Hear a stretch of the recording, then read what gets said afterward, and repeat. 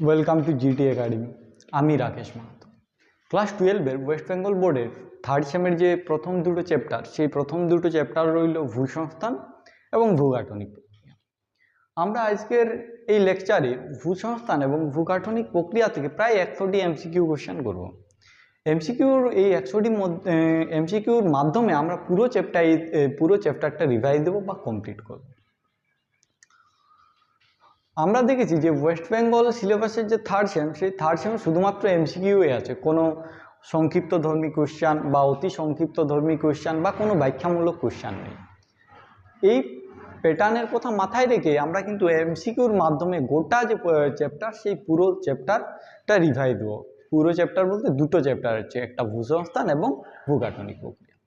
তো প্রথম যে কোশ্চেনটা রইল বা প্রথম যে এমসিকিউটা রইল সেটা হলো ভূগাঠনিক প্রক্রিয়া বলতে কি বোঝায়। ভূগাঠনিক প্রক্রিয়া বলতে কি বোঝায় না, ভূগাঠনিক প্রক্রিয়াটা কি? যে প্রক্রিয়ার মাধ্যমে পৃথিবীর যে ভূমি বা পৃথিবীর ভূমিরূপের যে পরিবর্তন ঘটছে, পৃথিবীর ভূমিরূপের যে প্রক্রিয়ার মাধ্যমে পরিবর্তন ঘটছে, সেটাকেই আমরা ভূগাঠনিক প্রক্রিয়া বলি। ভূগাঠনিক প্রক্রিয়া কিভাবে ভূমিরূপের পরিবর্তন ঘটতে পারে? আবহবিকারের মাধ্যমে, ক্ষয়ীভবনের মাধ্যমে। এই জিনিসগুলো কি?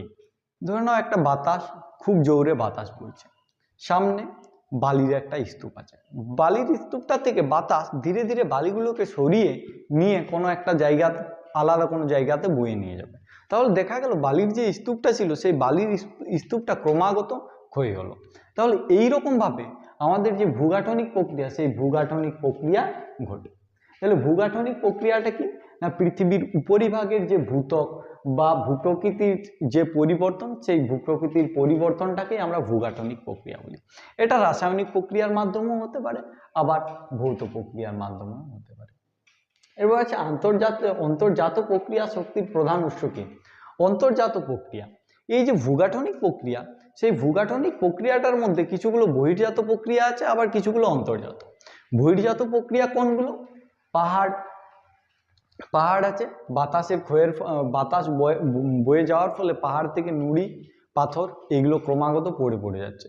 একটা নদী পাহাড় থেকে বালি পাথর এগুলো বহন করে নিয়ে আসে।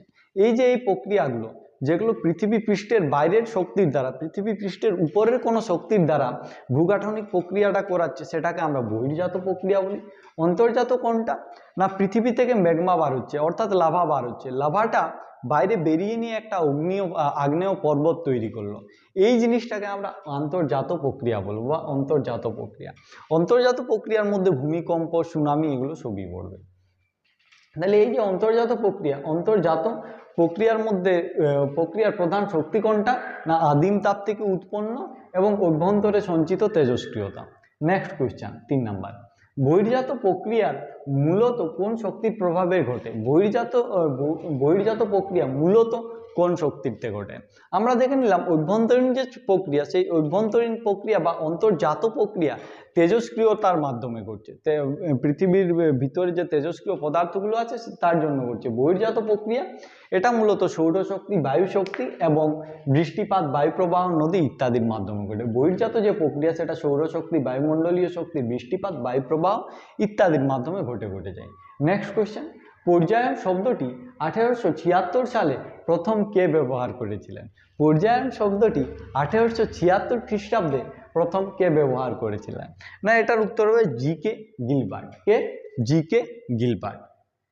পরের প্রশ্ন, ক্ষয় ও অপসারণের মাধ্যমে ভূমির উচ্চতা হ্রাসের প্রক্রিয়াকে কি বলা হয়? দেখুন, ক্ষয় আর অপসারণের মাধ্যমে ভূমির উচ্চতা হ্রাস বা উচ্চতা কমানোকে বলা হয় অব মানে কমানো বা ঘটানো।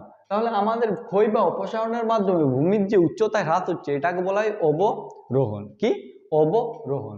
এখানে ক্ষয় বা অপসারণ না থেকে যদি আলাদা কিছু থাকতো যার মাধ্যমেও ভূমির উচ্চতা হ্রাস পেত, তাহলে সেটাকেও আমরা অবরোহণ বলতাম। অবরোহণ প্রক্রিয়ার মাধ্যমে ভূমির যে উচ্চতা, সেই ভূমির উচ্চতা হ্রাস হয় এবং আরোহণ প্রক্রিয়ার মাধ্যমে ভূমির উচ্চতা ক্রমাগত বৃদ্ধি পায়। তাহলে এটা অবরোহণ হবে। নেক্সট কোয়েশ্চেন, আশেপাশে নিচু স্থানগুলি পলি সঞ্চয়ের মাধ্যমে ভরাট হয়ে উচ্চতা বৃদ্ধির। আবার বললাম, যে কোনোভাবেই যদি কোনো একটা ভূপৃষ্ঠের কোনো একটা জায়গার উচ্চতা বৃদ্ধি হয়, তাহলে সেটাকে আমরা আরোহণ প্রক্রিয়া বলবো। কি? আরোহণ। তো এখানে বলেছে যে নিচে পলি সঞ্চয়ের মাধ্যমে ভরাট হয়েছে, তো পলি সঞ্চয়ের মাধ্যমে ভরাট হলো, সেই প্রক্রিয়াটাকে আমরা আরোহণ বলবো। কি?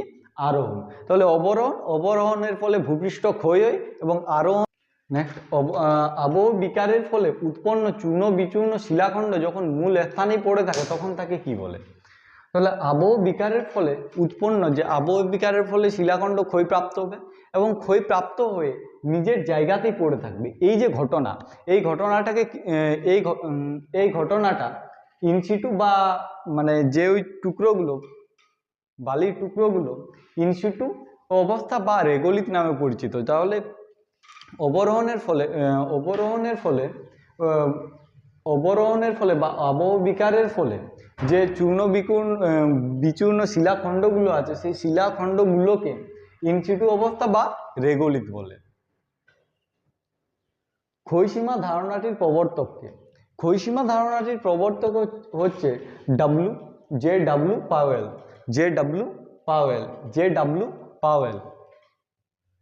পৃথিবীর অভ্যন্তরের উত্তপ্ত ম্যাগমার পরিচালন স্রোত মতবাদটি কে দিয়েছিলেন? এই যে প্রত্যেকটা মতবাদটা কিন্তু আমাদের পরীক্ষার জন্য গুরুত্বপূর্ণ। প্রায়ই দেখা যায় এই যে এই মতবাদ থেকে কোনো না কোনো কোশ্চেন 1 নম্বরের হয়ে যায়। এখানে কোশ্চেন আছে পৃথিবীর অভ্যন্তরের উত্তপ্ত ম্যাগমার পরিচালন স্রোতের মতবাদটা কে দেন? এটা আর্থার হোমস। পরিচালন স্রোতের যে মতবাদটি সেটা দিয়েছিলেন আর্থার হোমস। নেক্সট কোয়েশ্চেন আমাদের রইল মহাদেশীয় ভূত্বক বা শিয়াল প্রধানত কোন শিলা দ্বারা গঠিত? দুটো, একটা মহাদেশীয় শিয়াল এবং আরেকটা হবে সীমা। তো এখানে বুঝতেই পারছি যে শিয়াল, এখানে এল আছে, এইখান থেকে আমরা বুঝতে পারবো অ্যালুমিনিয়াম, এবং তাহলে এইখানে যে ভূত্বক বা শিয়ালের প্রধান যে উপাদান সেটা হলো সিলিকন এবং অ্যালুমিনিয়াম।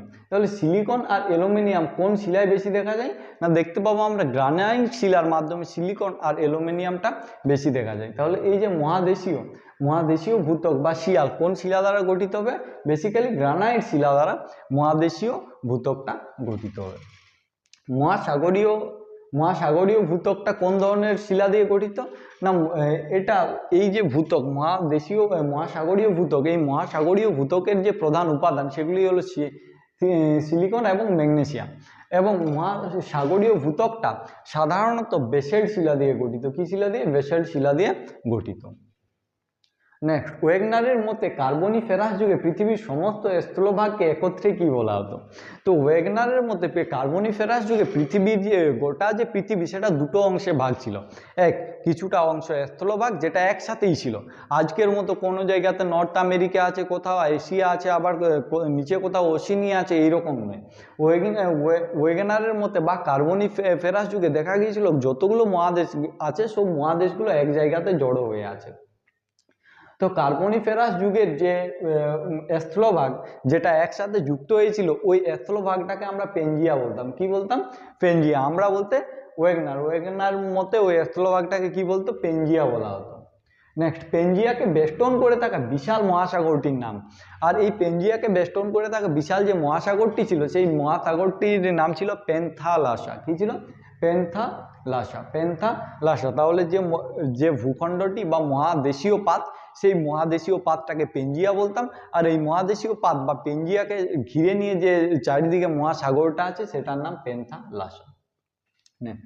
পেনজিয়ার উত্তরাংশের স্থলভাগ যা ইউরোপ, এশিয়া এবং উত্তর আমেরিকা গঠন করেছিল তার নাম কি? তাহলে পরবর্তীকালে দেখা যায় এই যে পেনজিয়া দুটো ভাগ হয়, একটা উপরের দিকে সরে যায় এবং একটা নিচের দিকে সরে যায়। যেটা উপরের দিকে সরে যায় সেটা সেইখান থেকে তৈরি হয়েছিল ইউরোপ, এশিয়া এবং উত্তর আমেরিকা। আর এই যে এই অংশটার নাম ছিল লোরেশিয়া। কি ছিল? লোরেশিয়া। তাহলে যেটা পেনজিয়া ভাঙলো, পেনজিয়া ভেঙে একটা উপরের দিকে গেছে এবং একটা নিচের দিকে গেছে। যেটা উপরের দিকে গেছে সেইখান থেকে তৈরি হয়েছে ইউরোপ, এশিয়া এবং উত্তর আমেরিকা। এই যে এই অংশটার নাম লোরেশিয়া। আর যেটা দক্ষিণাংশে গেছে, সেই দক্ষিণাংশে পেনজিয়ার যে অংশটা গেছে সেটা থেকে তৈরি হয়েছে ভারত, আফ্রিকা এবং দক্ষিণ আমেরিকা। এই যে এই অংশটার নাম ছিল গোন্ডোয়ানাল্যান্ড। এই অংশটার নাম ছিল গোন্ডোয়ানাল্যান্ড। তাহলে আমাদের মনে স্বাভাবিকভাবে কোশ্চেন আসতেই পারে যে এশিয়ার মধ্যে ভারত পড়ে, যেটা লোসেরিয়ার মধ্যে ছিল, কিন্তু আমাদের যেটা নিচের দিক, যেটা ওই বদ্বীপ অঞ্চলটা আছে, সেই বদ্বীপ অঞ্চলটা কিন্তু গন্ডোয়ানা ল্যান্ডের অন্তর্গত ছিল। পরবর্তীকালে গন্ডোয়ানা ল্যান্ডটা আরও ভেঙে গিয়ে কিছুটা অংশ ভারতের সাথে বা এই লোসেরিয়ার সাথে অ্যাড হয়েছে, যেটা হলো আমাদের বদ্বীপ অঞ্চলটা। আলফ্রেড ওয়েগনার কোন মূল পেশার সাথে যুক্ত ছিলেন? আলফ্রেড ওয়েগনার মূলত কোন পেশার সাথে যুক্ত ছিলেন? তিনি আবহাওয়াবিদ এবং জলবায়ুবিদ ছিলেন। আলফ্রেড ওয়েগনার তাহলে আবহাওয়াবিদ এবং জলবায়ুবিদ ছিলেন। কোন জায়গার লোক ছিলেন? জার্মানের। কোন দেশের লোক ছিলেন? জার্মানের। নেক্সট কোয়েশ্চেন, ওয়েগনারের মহাসঞ্চরণ তত্ত্বের সপক্ষে জিগসফিট। জিগসফিট বলতে কি বোঝায়? জিগসফিট মানে দেখা যাচ্ছে যে আটলান্টিক মহাসাগর, এই আটলান্টিক মহাসাগরের তীরে, দুই তীরে যে দুটো মহাদেশ আছে, সেই দুটো মহাদেশকে যদি একসাথে জয়েন্ট করে দেওয়া হয় তাহলে ওরা একদম ফিট হয়ে যাবে। মানে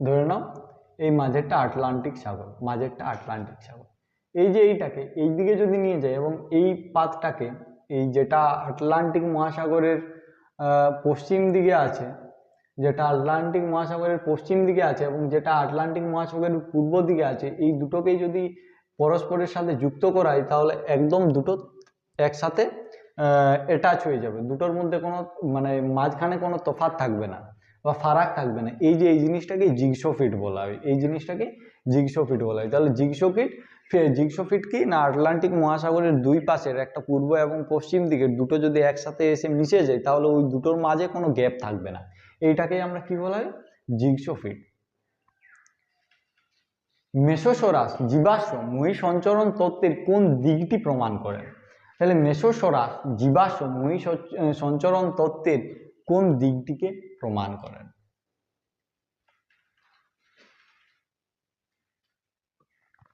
বেসিক্যালি দেখা যায় যে আমাদের দক্ষিণ আমেরিকা এবং যে দক্ষিণ আফ্রিকা, এই দক্ষিণ আমেরিকা আর দক্ষিণ আফ্রিকার যে উপকূলবর্তী অঞ্চল, সেই উপকূলবর্তী অঞ্চলে একই ধরনের ছোট ছোট সরীসৃপ দেখা যায়, একই ধরনের ছোট ছোট সরীসৃপ দেখা যায়। এইখান থেকে প্রমাণিত হয় যে কোনো একদিন দক্ষিণ আমেরিকা এবং দক্ষিণ আফ্রিকা একসাথে যুক্ত ছিল। এই যে এটাই মেসোসরাস জীবাশ্ম বা মহাসঞ্চরণ তত্ত্ব থেকে প্রমাণিত। গ্লেসোপটেরিস কোন ধরনের জীবাশ্ম এবং এটি কোন জলবায়ুর নির্দেশক? গ্লেসোপটেরিস এটা একটা উদ্ভিদের জীবাশ্ম, আর যে জলবায়ুতে এই জীবাশ্মগুলো পাওয়া যেত সেটা শীতল ও আর্দ্র জলবায়ুর নির্দেশক। তাহলে যেটা গ্লেসোপটেরিস সেটা উদ্ভিদের জীবাশ্ম এবং এই উদ্ভিদগুলো কোথায় থাকতো না, শীতল ও আর্দ্র জলবায়ুতে, শীতল ও আর্দ্র জলবায়ুতে। সমস্থিতি বা আইসোস্টেস্টি শব্দটি 1889 সালে প্রথম কে ব্যবহার করেন? সমস্থিতি শব্দটি প্রথমে সিই ডাটন ব্যবহার করেন। পেটেরস সমস্থিতি মতবাদের মূল কথাটি কি?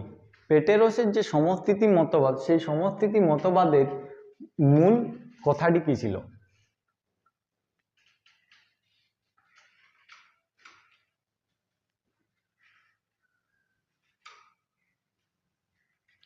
না, পেটেরসের যে মূল কথা সেটা ছিল পৃথিবীর যে বিভিন্ন উচ্চতা, পৃথিবীর বিভিন্ন উচ্চতার যে ভূগঠন, সেই ভূগঠনের ঘনত্বটা আলাদা আলাদা ছিল।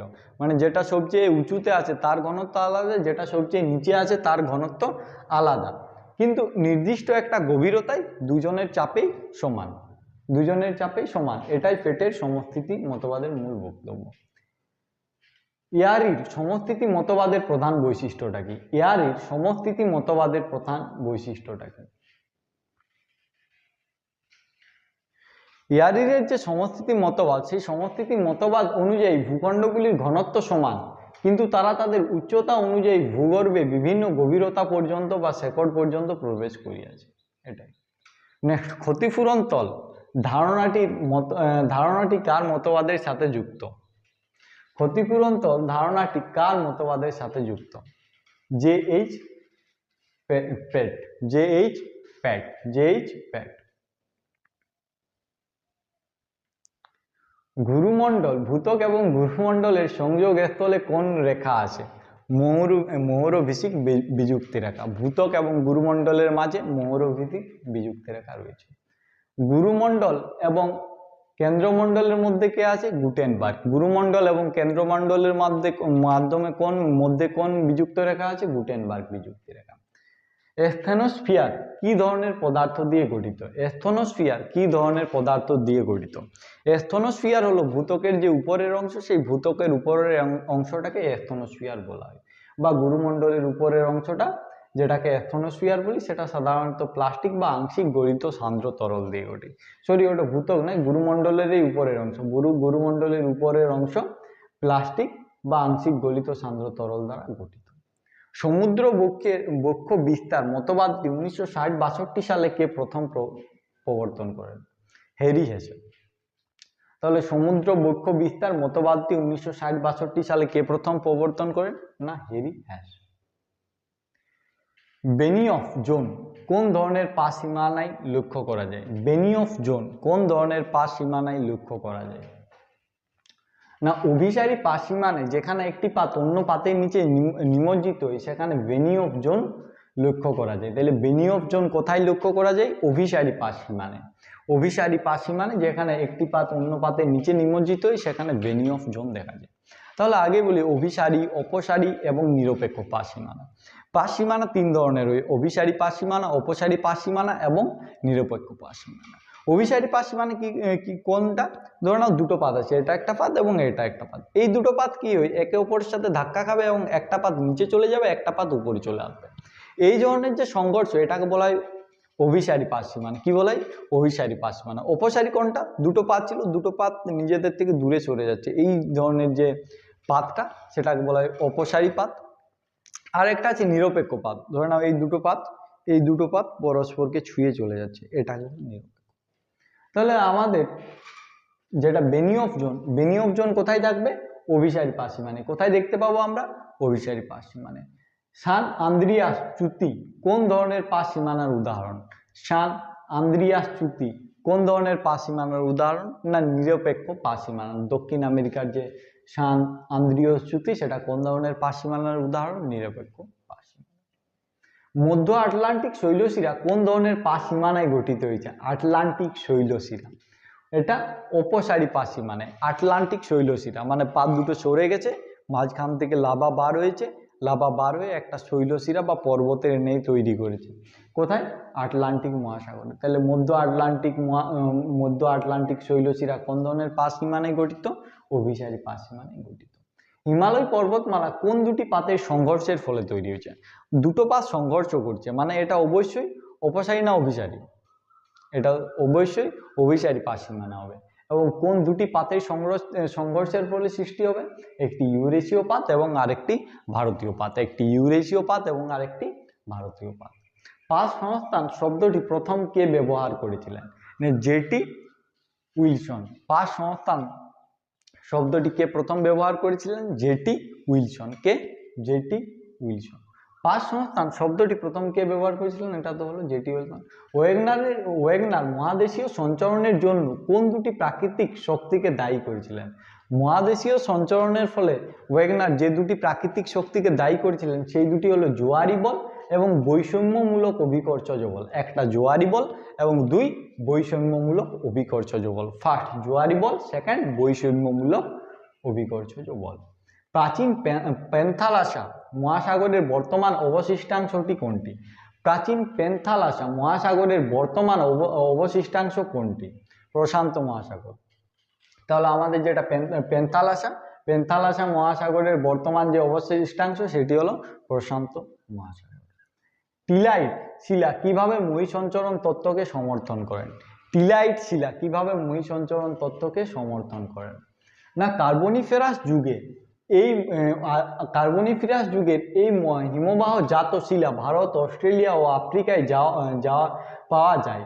পাওয়া যাওয়ায় প্রমাণিত হয় তারা এককালে দক্ষিণ মেরুর কাছে ছিল। তাহলে কার্বনিফেরাস যুগের এই হিমবাহ জাত শিলা ভারত, অস্ট্রেলিয়া ও আফ্রিকায় পাওয়া যায়, প্রমাণিত হয় তারা এককালে দক্ষিণ মেরুর দিকে ছিল। দ্বীপীয় বৃত্তচাপ কোন ধরনের পাত সংঘর্ষের ফলে তৈরি হয়েছে? দ্বীপীয় বৃত্তচাপ যেটা মহাসাগরীয় পাতের সাথে মহাসাগরীয় পাতের সংস্পর্শের ফলেই তৈরি হয়েছে। তাহলে যেটা দ্বীপীয় বৃত্তচাপ, সেটা দ্বীপীয় বৃত্তচাপ কিভাবে তৈরি হয়েছে না মহাসাগরীয় পাতের সাথে আরেকটা মহাসাগরীয় পাতের সংঘর্ষের ফলে দ্বীপীয় বৃত্তচাপ তৈরি হয়েছে। ভারতে পাওয়া যায় এমন কোন উদ্ভিদ জীবাশ্মটি গান্ডোয়ানা ল্যান্ডের অস্তিত্ব প্রমাণ করে? ভারতে এমন কোন জীবটি পাওয়া যায় যেটা থেকে প্রমাণিত হয় যে ভারত আগে গান্ডোয়ানা বা গোন্ডোয়ানা ল্যান্ডের অস্তিত্ব, মানে ভারত আগে গোন্ডোয়ানা ল্যান্ডের অংশ ছিল। ভারতে কোন জীবাশ্মটি পাওয়া যায়? তাহলে গ্লোসোপোটেরিস এই জীবাশ্ম থেকে প্রমাণিত হয় যে ভারত আগে গোন্ডোয়ানা ল্যান্ডের অংশ ছিল। ভূত্বকের সবচেয়ে হালকা এবং বাইরের স্তরটির নাম কি? ভূত্বকের সবচেয়ে হালকা এবং বাইরের, তাহলে ভূত্বকের সবচেয়ে হালকা এবং বাইরের স্তরটি হলো শিয়াল। ভূত্বকের সবচেয়ে হালকা এবং বাইরের স্তরটি হলো শিয়াল। শিয়াল স্তরের গড় ঘনত্ব কত?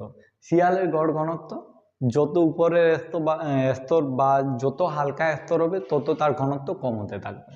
শিয়ালের যে গড় ঘনত্ব সেটা 2.7 থেকে 2.9 গ্রাম পার সেমি কিউব বা সিসি।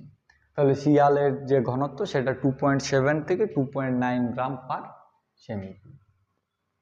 সীমা স্তরের গড় ঘনত্ব কত? মানে শিয়াল এটা সীমাটা শিয়ালের চেয়ে ভারী, সীমাটা শিয়ালের চেয়ে নিচে আছে, তাই এর ঘনত্ব একটু বেশি হবে, 3.0 থেকে 3.4 গ্রাম পার সেমি কিউব।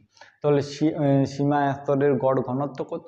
3.0 থেকে 3.4 গ্রাম পার সেমি। কেন্দ্রমণ্ডল বা কোর মূলত কোন দুটি ধাতু দ্বারা গঠিত? কেন্দ্রমণ্ডল বা কোর যেটা পৃথিবীর একেবারে কেন্দ্রে আছে সেটা লোহা এবং নিকেল।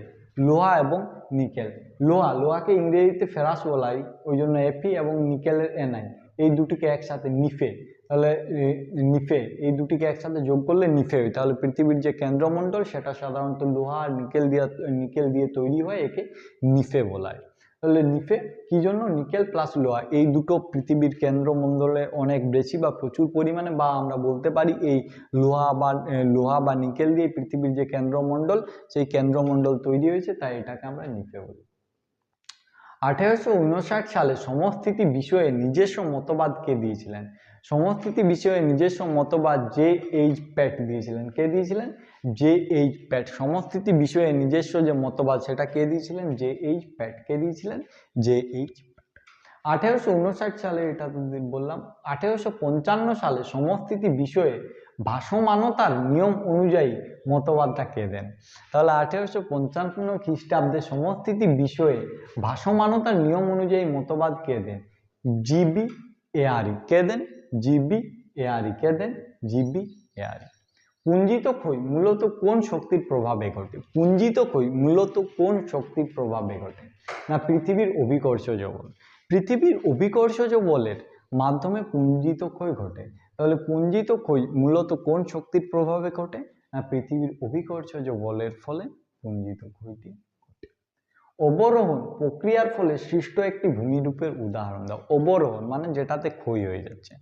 ক্ষয় হয়ে যাওয়ার ফলে পৃথিবীতে কি ভূমিরূপ তৈরি হয়েছে তার একটি উদাহরণ ইনসেলবার্জ। তার একটি উদাহরণ হলো ইনসেলবার্জ। তাহলে ইনসেলবার্জ অবরোহণ প্রক্রিয়ার ফলে তৈরি হয়েছে। আরোহণ প্রক্রিয়ার ফলে একটি ভূমিরূপের উদাহরণ দাও। কি আরোহণ অর্থাৎ জমা হয়ে হয়ে যে ভূমিরূপটা তৈরি হয়েছে সেই আরোহণ প্রক্রিয়ার ফলে একটা ভূমিরূপের উদাহরণ হলো বদ্বীপ। কি বদ্বীপ বা প্লাবন ভূমি। মানুষ, উদ্ভিদ ও প্রাণীর দ্বারা ঘটিত অবহ বিকারকে কি বলা হয়? মানুষ, উদ্ভিদ এবং প্রাণীর দ্বারা ঘটিত যে অবহ বিকার তাকে জৈবিক অবহ বিকার বলা হয়। কি বলা হয়? জৈবিক আবহ বিকার বলা হয়। মানুষ, উদ্ভিদ ও প্রাণীর দ্বারা গঠিত যে আবহ বিকার তাকে জৈবিক আবহ বিকার বলা হয়। নদীর ক্ষয়কার্যের মাধ্যমে সৃষ্ট গভীর ও সংকীর্ণ উপত্যকাকে কি বলে? নদীর ক্ষয়কার্যের ফলে যে গভীর এবং সংকীর্ণ উপত্যকা তৈরি হয় তাকে কেনিয়ন বলা হয়। কি বলা হয়? কেনিয়ন বলা হয়। গিরিখাত বা কেনিয়ন বলা হয়। কেনিয়ন দুই রকম হয়, যেটা সোজাসুজি নিচের দিকে কাটে, একদম আয় আকৃতির মতো, আয়ের মতো দেখতে হয়, সেটাকে আয় আকৃতির কেনিয়ন বলে, এবং যেটা ভি এর মতো ক্ষয় করে দুপাশটা, নদীর দুপাশটা ক্ষয় করে, সেটাকে ভি আকৃতির কেনিয়ন বলে। তাহলে নদী খাতের বা নদীর ক্ষয় কার্যের ফলে সৃষ্টি গর্তকে কি বলা হয়? কেনিয়ন বা গিরিখাত বলা হয়। গিরিখাত বা কেনিয়ন দুই ধরনের হয়, একটা ভি আকৃতির এবং একটা আয়। বায়ুর সঞ্চয় কার্যের ফলে সৃষ্ট বিস্তীর্ণ বালুকাময়ী প্রান্তরকে কি বলে? বায়ুর সঞ্চয় কার্যের ফলে সৃষ্ট বিস্তীর্ণ বালুকাময়ী যে সমভূমি, সেটাকে লোয়ের সমভূমি বলা হয়। কি বলা হয়? লোয়ের সমভূমি। তাহলে বায়ুর সঞ্চয় কার্যের ফলে সৃষ্ট যে বিস্তীর্ণ সমভূমি, সেটাকে কি বলা হয়? লোয়ের সমভূমি বলা হয়। হিমবাহের সঞ্চয় কার্যের ফলে সৃষ্ট ডিমের ঝুড়ির মতো ভূমিরূপটি কি? হিমবাহের সঞ্চয় কার্যের ফলে সৃষ্ট ডিমের ঝুড়ির মতো যে ভূমিরূপ, সেটাকে ড্রামলিন বলা হয়। তাহলে হিমবাহের ফলে বা হিমবাহের সঞ্চয় কার্যের ফলে যে ভূমিরূপটা তৈরি হচ্ছে, সেই ভূমিরূপটাকে আমরা কি বলছি? ড্রামলিন। হিমবাহের সঞ্চয় কার্যের ফলে সৃষ্ট ভূমিরূপ হল মহাদেশীয় সঞ্চরণ শুরু হয়েছিল মূলত কোন ভূতাত্ত্বিক যুগে? মহাদেশীয় সঞ্চরণ শুরু হয়েছিল মূলত কোন ভূতাত্ত্বিক যুগে? না, মেসোজয়িক যুগ থেকেই মহাদেশের যে চলন, সেই চলন শুরু হয়েছিল। তাহলে মেসোজয়িক যুগ থেকেই মহাদেশের যে চলন, সেই মহাদেশের চলন শুরু হয়েছিল। আব্রাহাম এটলিয়াস 1596 সালে কোন গুরুত্বপূর্ণ প্রাথমিক ধারণা দিয়েছিলেন? আব্রাহাম এটেলিয়াস 1596 সালে কোন গুরুত্বপূর্ণ প্রাথমিক ধারণা দিয়েছিলেন? মহাদেশীয় সঞ্চরণ বা সঞ্চালনের প্রাথমিক ধারণা দেন। তাহলে আব্রাহাম এটেলিয়াস 1996 সালে মহাদেশীয় সঞ্চরণ বা সঞ্চালনের প্রাথমিক ধারণা দেন। এডওয়ার্ড সুয়েরেসের বিখ্যাত গ্রন্থটির নাম কি? The face of the earth. Edward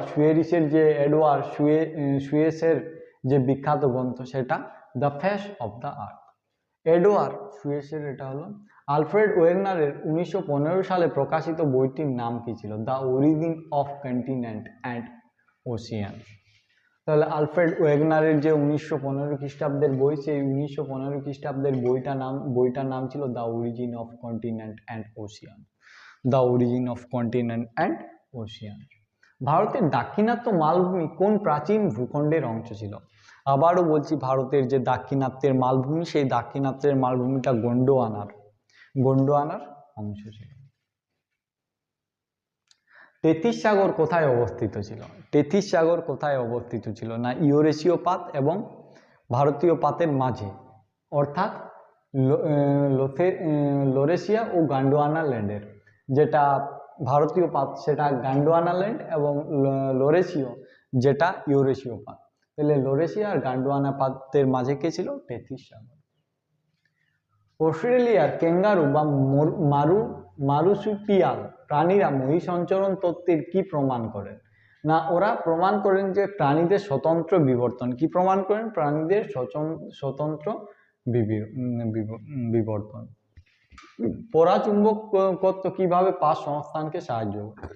না, শিলার মধ্যে সংরক্ষিত পৃথিবীর প্রাচীন চৌম্বকীয় মেরুর অবস্থান, মানে শিলার মধ্যে সঞ্চিত পৃথিবীর প্রাচীন চৌম্বকীয় মেরুর যে অবস্থান, সেই অবস্থান নির্ণয়ের মাধ্যমে মহাদেশের যে অতীত অবস্থান, সেটা আমরা জানতে পারি। তাহলে শিলার মধ্যে যে পৃথিবীর প্রাচীন চৌম্বকীয় মেরুর অবস্থান, সেই চৌম্বকীয় মেরুর অবস্থান থেকে আমরা মহাদেশের যে অতীত, সেই অতীত অবস্থান জানতে পারি। কলোরাডো বিযুক্তি রেখা কোথায় দেখা যায়? না, শিয়াল এবং সীমার মাঝে কলোরাডো বিযুক্তি রেখা দেখা যায়। শিয়াল এবং সীমার মাঝে কলোরাডো বিযুক্তি রেখা দেখা যায়। কলোরাডো বিযুক্তি রেখা কোথায় দেখা যায়? শিয়াল এবং লেহম্যান বিযুক্তি রেখা কোথায় দেখা যায়? না, বহিঃকেন্দ্রমণ্ডল এবং অন্তঃকেন্দ্রমণ্ডলের মাঝে কি দেখা যায়? লেহম্যান বিযুক্তি রেখা। বহিঃকেন্দ্রমণ্ডল এবং অন্তঃকেন্দ্রমণ্ডলের মাঝে কি দেখা যায়? লেহম্যান বিযুক্তি রেখা। একটি ধ্বংসাত্মক পাশ সীমানার উদাহরণ দাও। একটা ধ্বংসাত্মক পাত সীমানা কোনটা, অপসারী না অভিসারী?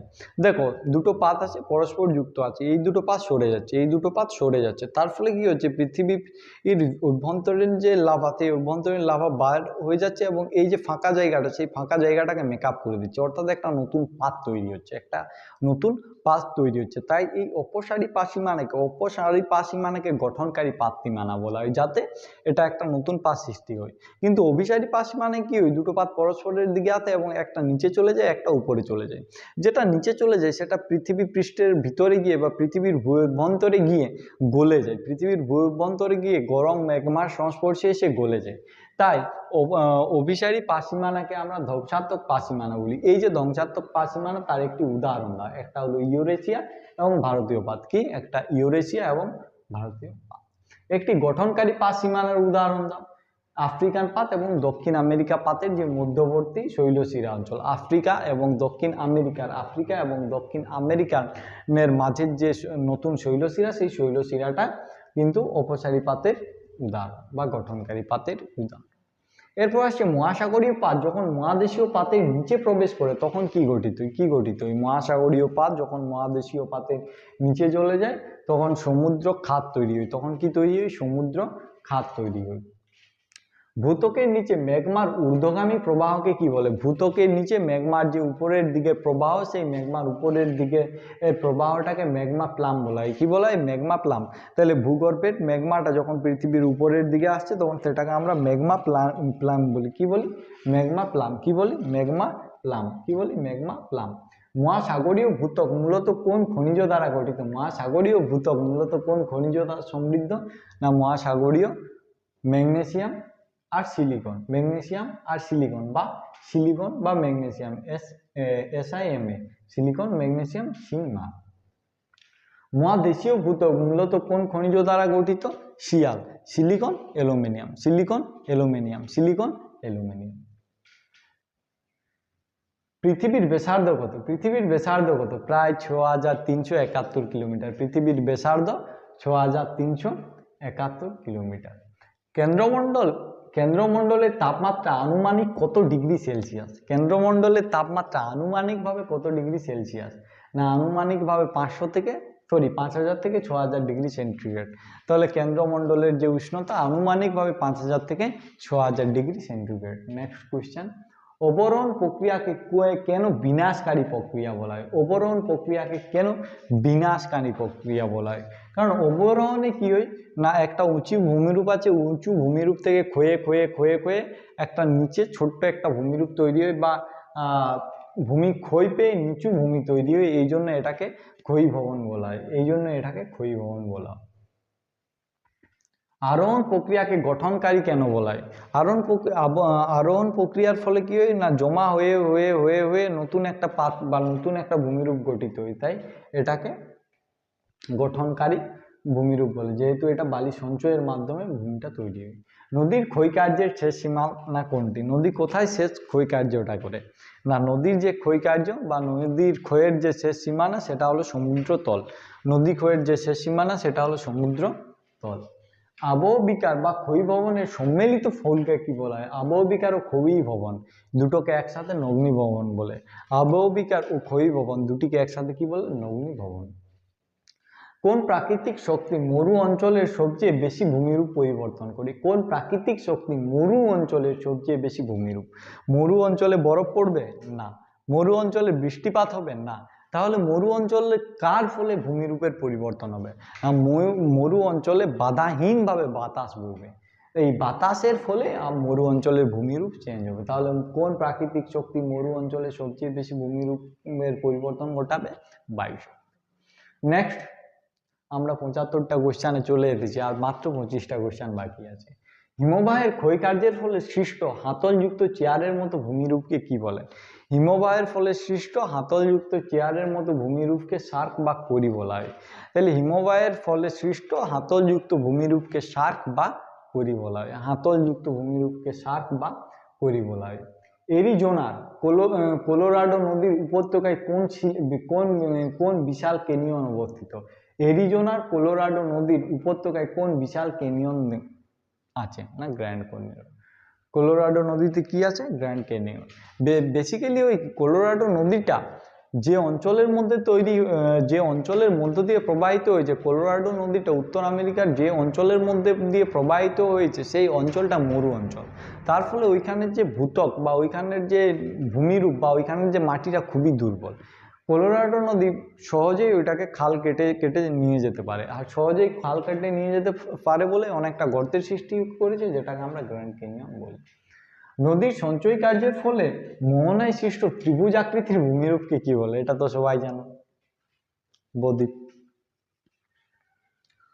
মরুভূমিতে অবস্থিত বিচ্ছিন্ন ক্ষয়জাত পাহাড়কে কি বলে? মরুভূমিতে অবস্থিত বিচ্ছিন্ন ক্ষয়জাত পাহাড়কে কি বলে? ইনচাল বার্জ। কি বলা হয়? ইনচাল বার্জ। শিল্ড মালভূমি মূলত কোন শিলা দিয়ে গঠিত? শিল্ড মালভূমি সাধারণত প্রাচীন আগ্নেয় শিলা এবং রূপান্তরিত শিলা দিয়ে গঠিত।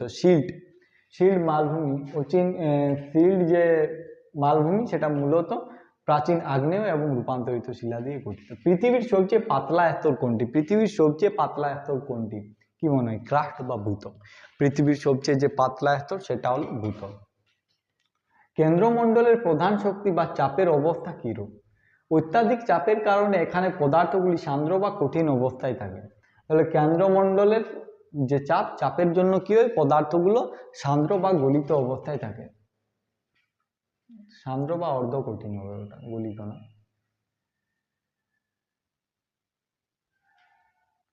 মহাদেশীয় সঞ্চালনের ফলে আটলান্টিক মহাসাগরের আয়তন বাড়ছে না কমছে?